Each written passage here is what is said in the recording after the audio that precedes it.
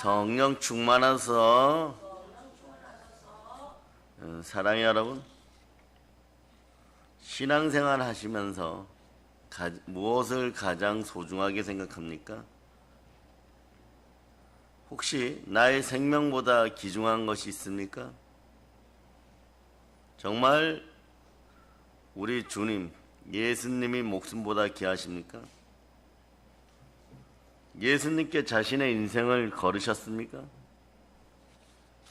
그런데 그렇게 걸어서 자신의 신앙 고백을 하신 분이 있습니다. 자, 우리도 한번 읽어보도록 합시다. 사도행전 20장 24절입니다.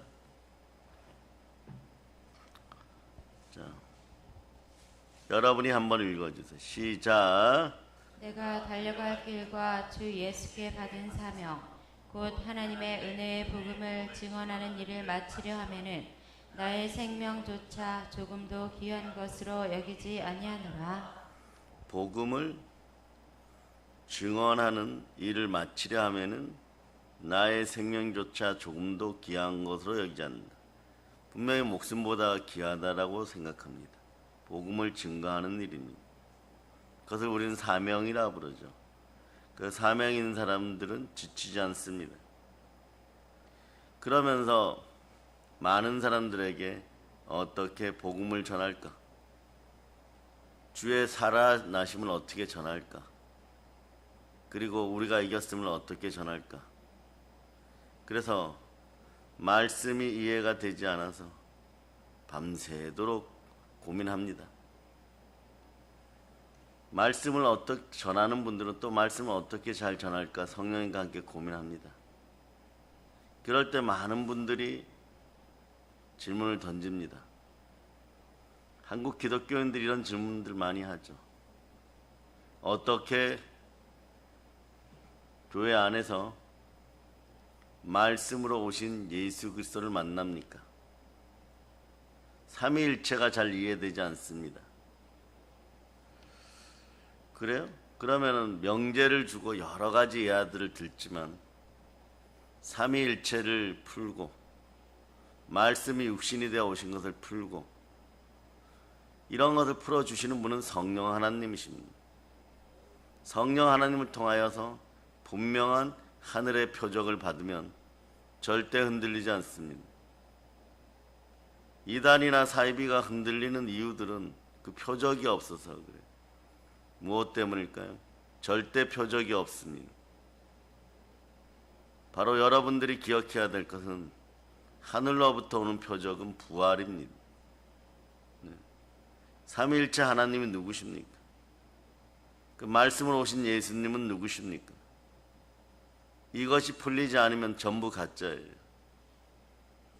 하나님이 말씀하신 이유들을 우리는 정확히 알고 예자로 아직 믿음이 부족하고 그리고 신앙이 자라지 않고 말씀의 경륜이 약하고 이런 것은 허물이 되지 않습니다. 그런데 알고도 믿지 못하고 말씀이 들어가지 않으니까 복이 없는 인생들이 되면 말씀이 삼위일체로 역사하지 않습니다. 성경은 보세요. 우리로 표현합니다. 삼위일체께서 우리에게 들어오셔야 삼위일체 하나님이 성삼위로 들어오셔야 우리 인생은 충만해집니다. 사람들이 아무리 감정적으로 신앙이 좋다, 믿음이 좋다, 성경을 잘 안다고 하여도 하나님이 허락하지 않으면 거짓이 되는 것이고 사이비들이 되는 것이죠. 말씀이 열리는 인생들이 되시기를 바랍니다. 삼위일체를 푸는 방법은 스스로 하나님께 겸비하여 겸손히 말씀의 은혜를 구할 때 하나님 반드시 열어주십니다. 그럴 때 죽음 가운데 놓였던 마리아 어머니도 말씀이 풀리니까 그 여자가 복이 되도다. 말씀이 열리는 사람들이 복된 사람들인 것입니다. 요한복음 1장 1절에 보면 말씀이 하나님과 함께 계셨다고 합니다. 그런데 좀 더 보면 말씀 또한 하나님이라고 얘기합니다. 로마서 1장 4절에 이렇게 얘기하죠. 성결의 영으로는 죽은 자들 가운데 부활하사 능력으로 하나님의 아들로 선포되었으니 곧 우리 주 예수 그리스도시리라. 그럴 때 성결의 영이 임하고 정직의 영이 임할 때 부활의 능력이 역사해서 우리는 하나님의 아들 부활하신 예수 그리스도를 내 마음의 영원한 주인으로 모시게 되어 있는 것입니다. 예수가 그리스도십니다. 그런 것이 레마될 때 도마 같은 사람은 이렇게 얘기하죠. 도마 사도는 이르되 나의 주님이시오 나의 하나님이십니다. 그러면 주님 앞에 나올 때는 무엇으로 나와야 됩니까? 겸손과 여호와에 대한 경외함, 즉 순종으로 나와야 되고, 거룩한 순종이 함께 할 때 세상의 모든 문제가 풀리기 시작합니다. 재물과 영광과 생명입니다. 도마가 예수의 부활을 목격하고 예수님을 향해서 나의 주, 나의 하나님이시다고 고백하는 것입니다.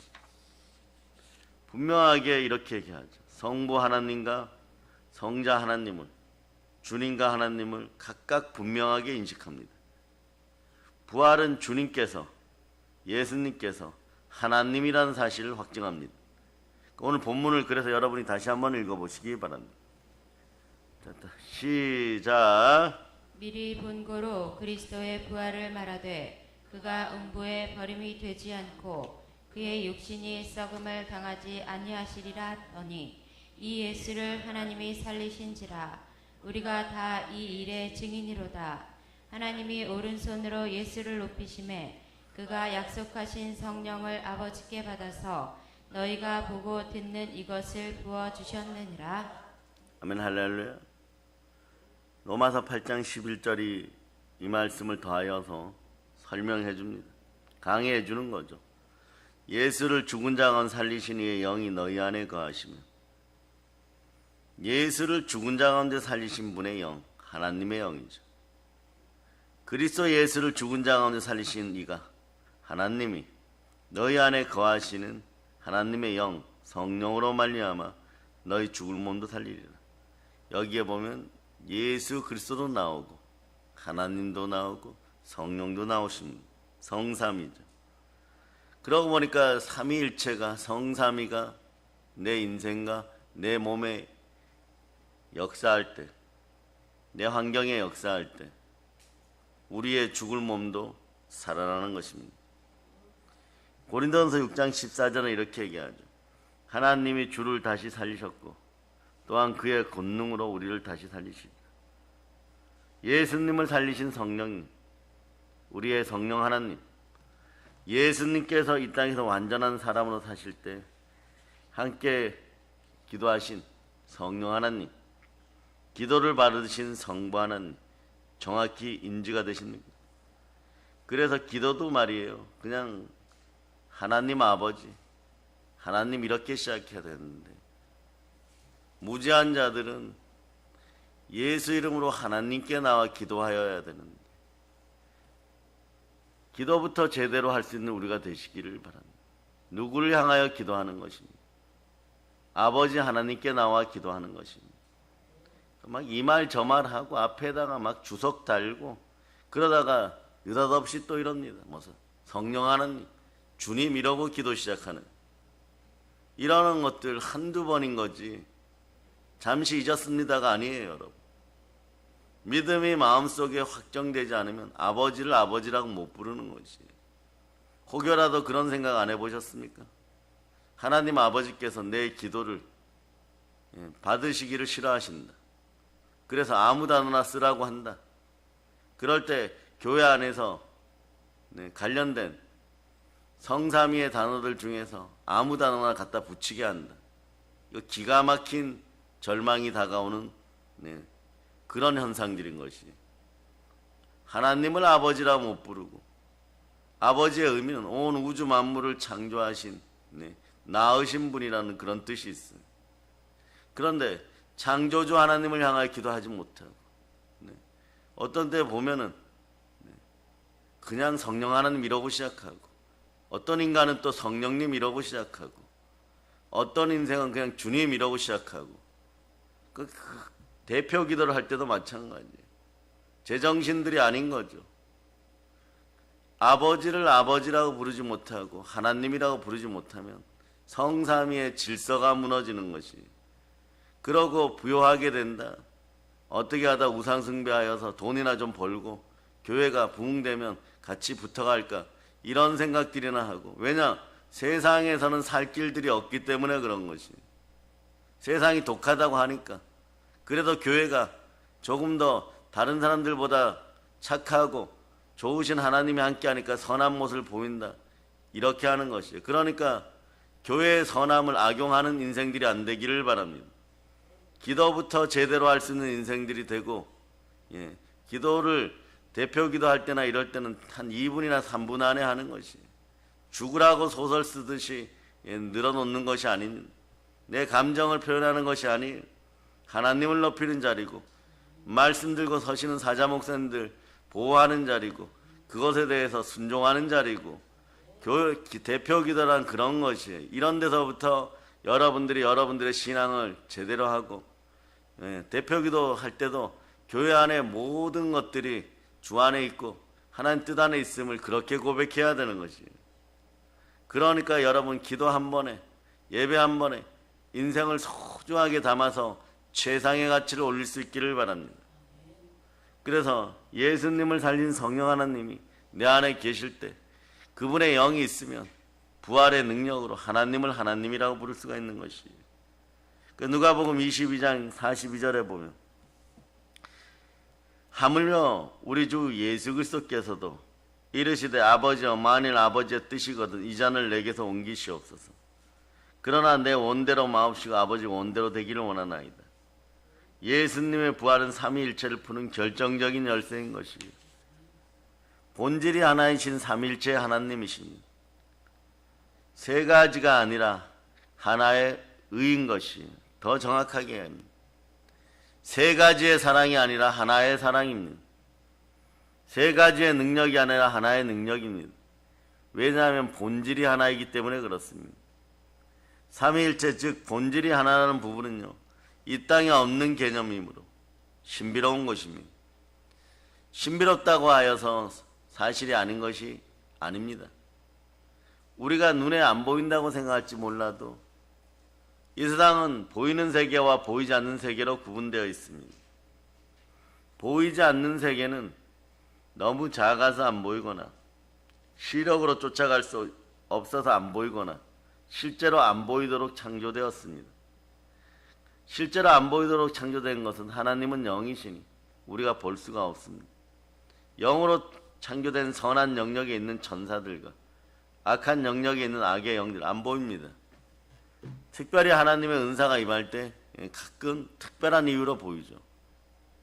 그리고 아메바나 지심벌레나 바이러스 같은 건 너무 있지만 분명히 안 보입니다. 현미경을 그러나 갖다 대면 보입니다. 삼위일체에 대해서도 마찬가지. 처음에 이런 단어를 접하게 되면 당황스럽다고 많은 기독교인들이 얘기합니다. 특히 머리가 좀 좋은데 교회를 늦게 다니면서 산전수전 다 겪고 교수다, 선생님이다, 대기업이다, 검사다, 변호사다, 이런 분들이 성경을 열심히 읽다가 요한복음 1장 18절 같은 데 보면 아버지 품속에 있는 독생하신 하나님 이렇게 나와요. 또 요한복음 15장 26절에 보면 곧 아버지께로부터 나오시는 진리의 성령 이렇게 합니다. 삼위일체가 나타나는 순간에 이들의 지식과 이들의 이성은 마비되기 시작해요. 사람들은 그렇죠. 이러한 신비한 진리가 풀리지 않으면 없다라고 생각하고 아니다라고 생각하고, 다윈, 진화론을 주장한 다윈의 제자임을 스스로 인정하기 시작합니다. 그게 편하니까요. 풀렸다고 생각하니까. 내가 받아들여졌다고 생각하니까. 여러분, 그러나 진화론이 진실입니까? 그렇지 않습니다. 굳이 진화론이 맞다, 창조론이 맞다 따질 필요도 없습니다. 마음을 집중하고 신앙생활을 하다 보면 자연히 풀리는 것이고, 나이가 들어감에 따라 교회 안에 마당만 밟고 가도 아버지 하나님이 우리를 창조하셨다는 것을 내 몸속에 있는 생명 기운이 알려줍니다. 즉 말씀이 알려주는 것입니다. 삼위일체 하나님의 역할과 직무는 분명히 다르나 본질은 동등합니다. 그러므로 그 뜻이 분리되지 않는 하나이십니다. 그래서 삼위일체를 알면 삼위일체에 대한 말씀은 단순히 하나의 신학 이론이 아니구나. 성도들의 실제 삶을 변화시키는 능력 있는 말씀이구나. 요한복음 14장 23절의 말씀이 그렇게 얘기합니다. 나의 삶을 실제로 변화시키는 능력 있는 말씀이구나. 그래서 요한복음 14장 23절로 여러분이 읽어주시기를 바랍니다. 시작. 예수께서 대답하여 이르시되 사람이 나를 사랑하면 내 말을 지키리니 내 아버지께서 그를 사랑하실 것이요 우리가 그에게 가서 거처를 그와 함께 하리라. 삼위일체의 말씀은요, 사실 하나님이 어떤 분인지 어떻게 해야 구원을 받는지 알게 되고, 또한 현재 한국교회에 치명적인 위협이 되고 있는 이단들을 정확하게 분별하게 합니다. 그리고 한국교회 기사 회생의 열쇠가 사실은 삼위일체예요. 그런데 삼위일체는 핵심 부활로 풀어지는 것입니다. 삼위일체를 정확히 알게 되면요, 어떤 것이 달라지냐? 믿음이 정확해집니다. 예수 그리스도를 통해서 보이지 않는 하나님을 믿을 수 있는 것이에요. 예수님께서 요한복음 17장 21절에 보면 아버지와 나는 하나라고 하셨습니다. 요한복음 14장 9절에 보면 나를 본 자는 곧 아버지를 본 자라고 말씀합니다. 이렇게 예수 그리스도를 통하여 성부 하나님을 인격적으로 만나게 되는 것입니다. 기존 한국교회가 이걸 놓쳐버렸어요. 이단들은요, 아예 생각도 안 합니다. 그 얘기는 뭐냐? 하나님이 주시는 복은 절대 안 받겠다고 미리 선포해 놓는 것이에요. 하나님 귀에 들린 대로 하나님을 이루십니다. 그러니 무지하면 지옥이 입을 벌리고 있는 것이에요. 둘째는 성령 하나님께서 성부 하나님과 동일한 경배를 드리게 되죠. 아주 중요합니다. 성삼위의 축복의 핵심입니다. 네.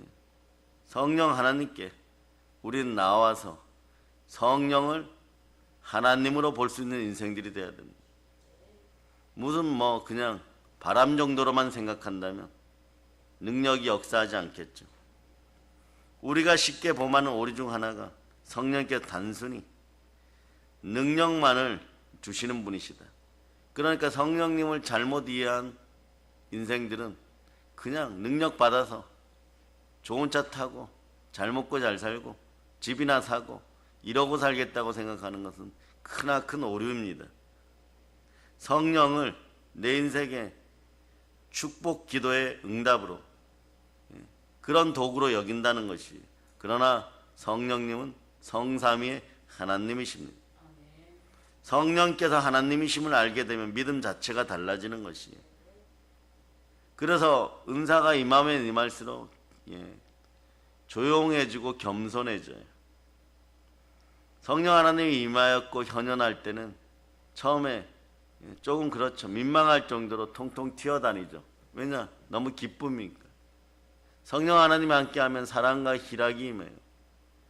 사랑과 희락의 영이 임하면 막 뛰어다닙니다. 그게 진리니까요. 진리를 전하고 싶어서 막 뜁니다. 그럴 때는 믿음이 성숙한 우리들은 그냥 종용히 지켜봐주고 정말 좋겠구나. 나도 저런 시절이 있었지. 성령을 받아서 저렇게 기쁘지. 모든 마음의 갈등이 해소되고 영혼의 가난이 떠나가고 인생 가난 떠나가니까 저분은 한평생 부활의 증인으로 우리와 같이 어떤 고난의 길에서도 믿음을 부인하지 않고 신앙의 지조를 지키고 참된 복 속에 있어서 그걸 자꾸 기도해 주면 되죠. 저분의 자녀들은 정말 저 믿음만 지키면 훌륭하겠구나. 그러면 너는 하나님의 일을 열심히 하고 하나님이 책임져 주리라. 이런 마음들을 갖게 되는 거죠. 이게 사랑의 마음인 것이에요. 그러면서 말씀 안에 바로 서기 위해서 그들을 보면서 다시 불받기를 원하고 재충만 받기를 원할 때 여러분 개인적인 내적인 부흥이 본질적으로 일어나는 것이에요. 그러니 그런 것이에요. 평상시에 가진 것 없고 입은 것 없고 그러는 거죠. 그러한 현상들 속에서 살아도 나중에 보면 고난과 시련 앞에서도 절대 흔들리지 않는 불세출의 믿음을 지닌 신앙인들이었다는 걸 그때 가서 알게 되는 거죠. 저 사람은 뭐 세상적으로 볼 때 별건 아닌 것 같고, 그러니 신앙이 좋을까 이랬었는데 고난의 불바람이 불어오면은 알게 됩니다. 가짜들은 전부 다 없어지고 가라지는 없어지는 것이고 다이아몬드였고, 그래서 때로는 고난으로 하나님 아버지께서 여러분들이 믿음이 올바른지를 보게 되는 것이에요. 그걸 아시기를 바랍니다. 성령은 하나님이십니다. 그래서 성령 하나님을 악용하고 이용하는 것이 아니라 우리는 성령 하나님께 우리를 내어드려야 돼요. 성령 하나님께 우리를 쓰실 수 있도록 내어드려야 됩니다. 성부 하나님께 드리는 것과 동일한 경배와 찬양, 하나님께 드리는 동일한 경배와 찬양을 드려야 되는 것이에요. 그런 다음에 삼위일체가 이해가 되기 시작하고 믿어지기 시작하면 교회를 알게 됩니다. 교회의 비밀을 알게 됩니다. 골로새서 한번 보세요. 1장 13절로부터 13절 한 절 한 절 있습니다. 한 절 한 절. 자, 13절 읽어주세요. 시작. 건져내사 그의 사랑의 아들의 나라로 옮기셨으니. 자, 여기까지요. 주께서 하나님께서 우리를 어둠의 권능에서 건져내사 자신의 사랑하는 아들의 왕국으로 옮겨졌습니다. 우리는 하나님의 아들의 나라, 그리스도의 나라, 예수 그리스도의 나라로 성령을 통하여 교회를 통하여 옮겨졌습니다. 그래서 14절 읽어서 시작. 그 아들 안에서 우리가 속량 곧 죄 사함을 얻었도다. 예수 그리스도를 통하여 우리는 주의 피로 말미암아 구속 곧 죄의 용서를 받았습니다. 이것을 가볍게 여기지 않는 여러분 되시기를 바랍니다.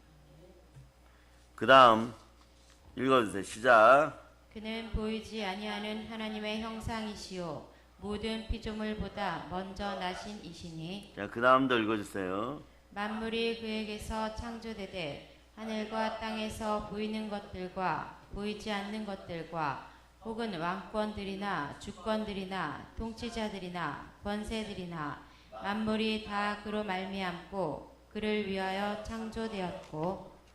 그 다음 또한 그가 만물보다 먼저 계시고 만물이 그 안에 함께 섰느니라.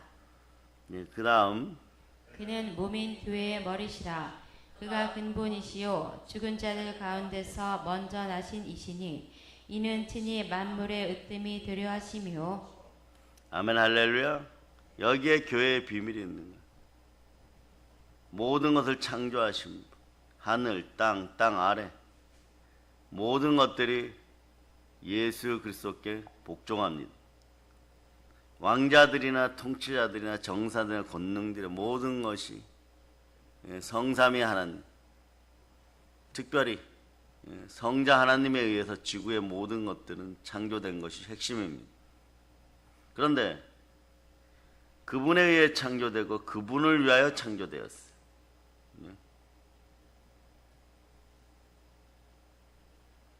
주님에 의해서 창조되고 주님을 위하여 창조되었습니다.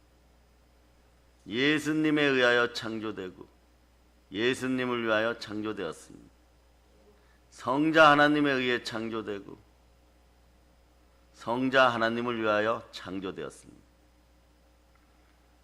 성삼위의 하나님에 의해서 창조되고 그 아들 하나님을 위하여 창조되었습니다. 모든 것보다 먼저 계시고 모든 것은 하나님으로 말미암아 존재하는 것입니다. 그분은 바로 이 땅에 육신이 되어 오신 예수 그리스도십니다. 그분이 몸이고 교회의 머리인 것이에요. 이것을 모르고 신앙생활을 했다면 철저하게 회개하고 돌이켜야 됩니다. 감정적으로 무엇을 먹고 살기 위하여 아무리 아니라고 하여도 교회는 예수 그리스도의 뜻 안에서 움직입니다. 그것이 바로 교회의 질서이고 교회 질서 속에는 충만함이 들어 있습니다. 교회는 그런 곳이, 너희가 그러거나 말거나 교회는 공의롭습니다. 이런 뜻이에요. 너희가 무슨 짓을 하여도 교회는 인자하고 진실한 의미. 교회는 그리스도가 머리 되었기 때문에 교회는 하나님의 사랑이 함께하는 것입니다. 공의의 사랑, 인자의 사랑, 진실함의 사랑, 즉 자비의 사랑이 함께하는 것입니다.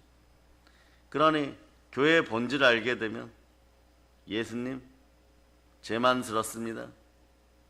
예수님 죄인 중에 계십니다. 이렇게 겸손해지는 거죠.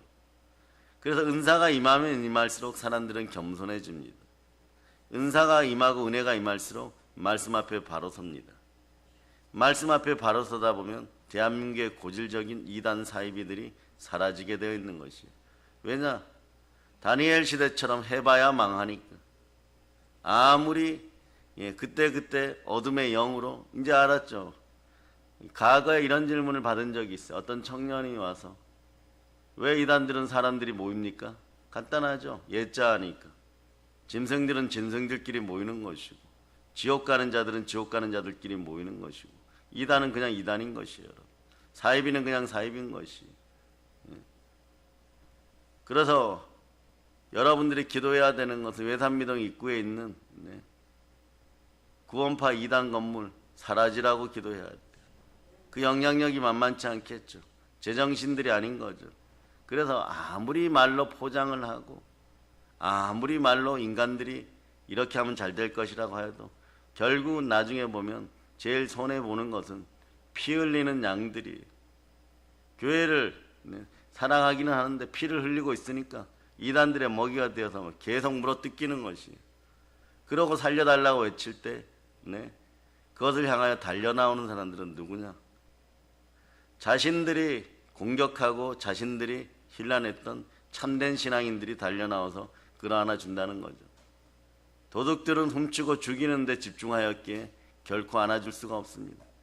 조건이 좋을 때, 탄신과 정욕이 있을 때, 벌거벗겨졌을 때 서로가 하나라고 외치지만 그러나 돈 떨어지기 시작하면 바로 헤어지기 시작하고 조건 바뀌기 시작하면 바벨탑에서 바로 무너지는 인생들인 것입니다. 이것을 알아야 되는. 그래서 우상숭배는 악한 정욕과 탄심이 먼저인 것이. 그래서 여러분들은 어떻게 하시겠습니까? 이생의 자랑, 육체의 정욕, 안목의 정욕에다 인생을 평생 맡기고 괜찮다고 얘기하고 그러면서 이단들이 하는 짓거리를 독일시하여 입을 함부로 놀리고 그러면서 부정의 영을 뿌려가지고 이런 짓들 하겠습니까? 교회나 담임 목사님 말씀을 조금 해파하면서 증오를 심어놓고 끼리끼리 모이겠습니까? 별의별 말들을 다 만들어내어도 성삼위 하나님은 그냥 하나님이십니다. 변하지 않는 교회의 비밀은 교회의 머리는 예수 그리스도십니다. 예수 그리스도가 눈에 안 보인다고 안 계십니까? 그분이 안 계시다고 생각하는 자들은 다 지옥인 것이에요. 지옥을 끌어안고 무엇이 잘 되겠다, 무엇 좀 벌어먹고 살겠다 그런 인생들을 생각한다면 적어도 교회 안에서는 안 되는 것입니다. 허락도 안 될 뿐만 아니라 그 자체가 인정이 안 되고 그 자체가 지옥으로 가는 지름길인 것입니다. 이게 무지한 자들, 이단들이 하는 지옥으로 가는 급행열차를 타고도 제정신들을 못 차리는 거죠. 지옥 입구에 들어갈 때도 이럴 것입니다. 아, 문이 까마니까 뭔 특별한 이벤트가 있나 보다. 이것이 인간들의 모습인 것이. 그러나 우리는 겸비하여야 됩니다. 아브라함의 복을 받으려면 아브라함의 믿음을 지녀야 되는 것이고 이삭 같은 자녀들을 두기 위해서는 우리가 믿음으로 바로 서야 돼. 어디에서요? 교회에서. 그래서 예배는 한 번의 예배는 인생을 바꾸는 것이고 모리아산 제단의 번제도 예배를 대신할 때 목숨보다 귀하여 내가 달려갈 길과 주 예수께 받은 사명 하나님의 은혜의 복음을 증거하는 마치려면 나의 생명조차 조금 더 귀한 것으로 여기지 않는다는 그 마음이 부활의 마음이 성삼위로 임하였기 때문에 모리아산 제단의 아들로 필 수가 있었던 것이에요. 그러나 그러한 것은 그 시간이 되었을 때 그때 결정되는 그러니까 그런 거예요. 무엇을 먹고 무엇을 마실까 이러면서 흥청망청하고 방탕한 생활하고 감정적으로 고무되었을 때는 도덕적으로 윤리적으로 어떤 사람들을 좀 해파해 놓으면 자신이 돋보이는 것 같고 괜찮아 보이지만 이것처럼 어리석은 것이 없습니다. 그날 그 시간이 되면 믿음이 없다는 것을 발견하게 되고, 영권이 사라지면 인권이 사라지고 물권이 사라질 때 이런 인생들은 돈 떨어지고 그러면은 건강이 좀 나빠지고 이러면 회복할 방법이 없는 것이. 그럴 때 우리는 돌이켜 알아야 되는 것입니다. 교회가 왜 삼위일체를 품고 있어야 되고, 교회가 왜 부활의 복음이 있어야 되고, 교회가 왜 질서를 따라야 되고, 교회가 왜 서로 사랑해야 되고, 교회가 왜 서로 순종해야 되는지 회개한 자는 알게 될 것이고 그 복을 누리게 될 것입니다. 다시 한번 요한복음 14장 23절을 봅니다.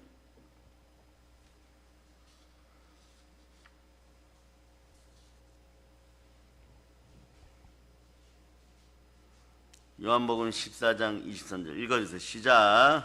예수께서 대답하여 이르시되 사람이 나를 사랑하면 내 말을 지키리니 내 아버지께서 그를 사랑하실 것이요 우리가 그에게 가서 거처를 그와 함께 하리라.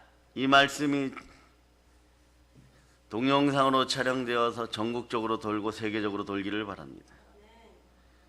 삼위일체를 알기 전까지는요, 사람들이 이렇게 돼요. 자기만 알고 돈만 사랑해. 너는 너고 나는 나라고 가라지 신앙이 되는 거죠. 그런 인생이 가버리는 것이에요. 이런 것들이 영어로 번역될 수 있는지 모르지만 그래서 인생이 가버리는 것이에요. 교회 공동체, 신앙 공동체, 하나 되는 공동체, 사랑의 연합은 그렇게 이루어지는 것입니다. 삼위일체 하나님의 하나됨을 같은 연합이라고 알게 되면 믿음의 형제를 위해 목숨을 버리는 거 마땅하도다. 이런 믿음은 언제 드러나냐? 고난 가운데 드러나요. 고난 가운데 도망가는 것이 아니라 고난 가운데 절대 포기하지 않는 성삼위의 하나님의 사랑을 말씀으로 나누게 되어 있습니다. 사람이 살다 보면 억울하고 아프고 슬픈 일들이 있겠지만 그걸 악을 악으로 갚는 것들은 인생 자체가 자꾸 가라지가 됩니다. 여러분들은 말씀으로 돌아오기를 바랍니다. 돌아오는 것은 예배에 집중하면 돼요. 그것도 안 되면 말씀에 순종할 마음만 그냥 순종하면 되는 것이에요. 그런 인생들이 되시기를 바랍니다. 창조 사역뿐 아니라 마지막 구원도 심판 사역에도 함께 하시는 분들이 말씀으로 함께 하신 성삼위 하나님이십니다. 그러니 어떻게 말씀을 가볍게 여기겠습니까? 그러나 여러분들은 세자로 이렇게 되기를 바랍니다. 옛자들은 이렇게 노력하죠. 내 마음에서 불평, 원망, 부정 이런 것이 떠나가고, 그리고 분노와 증오가 떠나가고 좀 착한 척이라도 할 수 있게 도와주세요 이러는데 그 정도 갖고 우리는 안 됩니다. 성령님 불같이 역사해 주셔서 그저 예배의 구조 속에, 하나님 말씀하시면 아멘의 구조 속에 그렇게 있는 제 자신이 되게 해주세요. 그런 거죠. 그래서 성령 하나님의 도우심으로 예수 그리스도를 믿지 않는 죄를 철저히 회개하고 성부 하나님께 나와서 예수 이름으로 철저하게 회개하는 것이 한국교회 전체에 임할 자다. 그 사도행전 20장 21절 보세요. 20장 21절.